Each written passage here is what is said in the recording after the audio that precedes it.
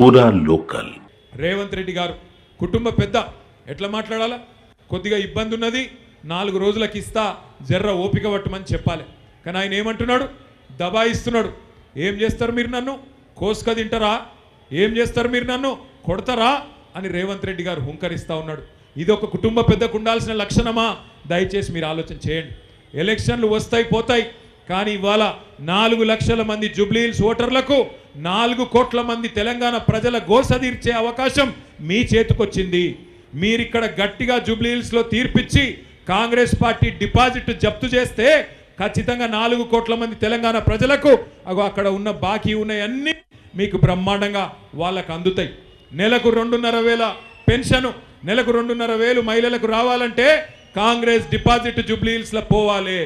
నెలకు 4,000 రూపాయల పెన్షన్ ముసలోళ్ళకు పెద్ద మనుషులకు రావాలంటే కాంగ్రెస్ డిపాజిట్ జూబ్లీహిల్స్లో పోవాలి. వికలాంగులకు 6,000 రావాలంటే కాంగ్రెస్ పార్టీ చిత్తుగా జూబ్లీహిల్స్లో ఓడిపోవాలి. నేను చెప్పేది కరెక్టేనా కాదా? ఒకవేళ కాంగ్రెస్కు ఓటేస్తే ఏమవుతుంది?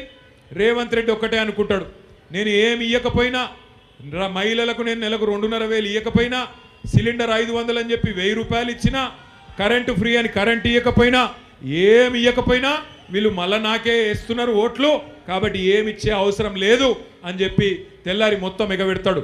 ఒక్కసారి గట్టిగా బుద్ధి చెప్తే, ఒక్కసారి మీరు గట్టిగా తీర్పు చెప్తే జూబ్లీహిల్స్ వాళ్ళు 4 కోట్ల మంది తెలంగాణ ప్రజలకు లాభం అవుతుంది.